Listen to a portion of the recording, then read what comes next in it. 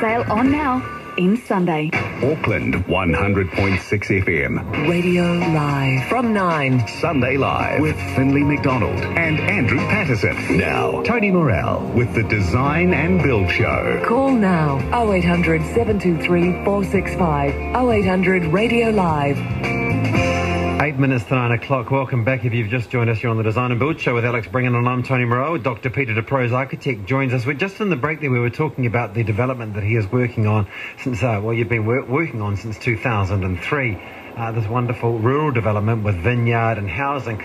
The idea of taking a collection of houses on the one site and just talking about the landscaping and how that the garden is a huge open space of countryside and not a huge undertaking where you're having to spend lots of time gardening and taking care of it. It basically, you're sort of in amongst it, and it's simple. Yeah, more recently, there's been a plan change in Whitford, which has allowed this kind of development. Essentially, you're able to cluster houses on small sites within a larger farm, and so people can have just a small amount of land. They basically don't have to do as much gardening as, I say, on the 10-acre block.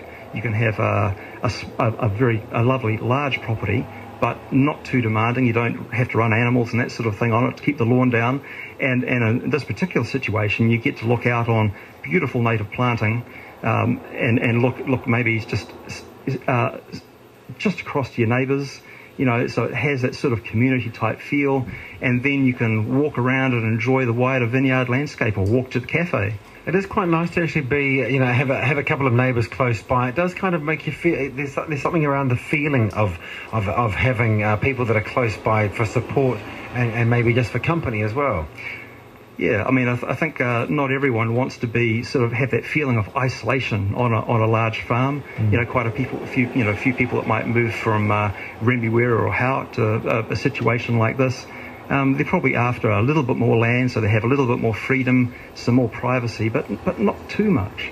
They still want to feel part of a community. That's what I was looking for, part of a community. Alex, would you like one of these houses? I like the idea that I like the idea of living in the country. I kind of grew up in the country for kind of half of my childhood, but I don't like the idea of the isolation, because I knew how annoying it was when I became a teenager. There was nothing, you're kind of in the middle of nowhere. So the idea that you've built a community and you have the things you need, but you also have that country lifestyle, that's quite appealing, isn't it? Oh, absolutely. I think people would just absolutely love living there. I know myself, I would love living there if I wasn't already living on a 10-acre block up the road. Okay, now you're just rubbing it in. Paul, good morning. You've got a question for Dr. Peter. Good morning, Paul. Yeah, good morning, Paul. Okay, we've got a bit of a technical problem there. We'll just get our producer to sort that line out, and hopefully we can talk to you, Paul, before the 9 o'clock news. Just a reminder to everybody that all of the information that we've talked about today on the show will be available on our website. Yes, it will. We'll get back into the office on Monday and we will sort this out.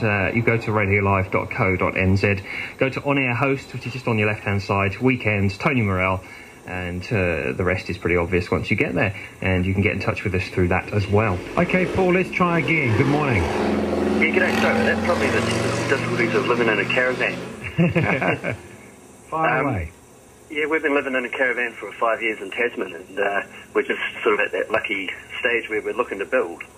And we've been talking to architects, and I guess the thing that gets us is we're trying to build something small and relatively modest. But the architectural fees seem to be sucking up a large part of our budget, or our proposed budget. Yeah, we're trying to find ways around that with either modular building or those sorts of ideas. What sort of advice would you have for someone in our position with a modest budget? Look, I think design is really critical. A house or a building is built for a very, very long time. So I think you want to get the idea right to start with. There's actually a very small amount of money to spend up front to get the right building for, say, 100 years. And so, you might have to bite the bullet, but what you can do, you can get the design done by an architect and then maybe take that away and then give that to factory factory-built housing company, and then they might build it in their factory and then just deliver it to the site. If you're really up against the budget, that's probably a good way of doing it. Yeah, I guess one of the things that we've seen is we've gone around and been to many different architects, and I don't know whether they're feeling the bullet at this particular time of recession, but we've seen prices sort of 100%, which we find they all say it's the value in the idea, but there's such a huge range of value of their ideas. Well, there was an incredibly famous architect. Unfortunately, I forget his name, but he designed someone a building sort of over 5 minutes at a party, and then he sent an invoice a week later to this gentleman and charged him full fees, and the guy said, "But you only took 5 minutes to design that." And he said, "Well, really, you're paying for my 50 years of experience and training." And so, architects basically have to go through a 5 years education minimum plus a 5-year apprenticeship. And so, basically, it's a grueling process. And so I think it's reasonable to expect some payment for the idea. Wonderful. Paul, all the very best with your project down there in Tasman, and I think he's definitely doing the, during his time staying in that caravan for 5 years. I mean, that's what it's all about, the dedication to the project, and if you get it, once he gets it right, I'm sure he'll be very happy in his new modest dwelling. Hey, Peter, great having you on the show today. Fabulous, Tony. Thank you very much. You're very welcome. Alex? Yes, nice to see you. Next week you're not here, are you?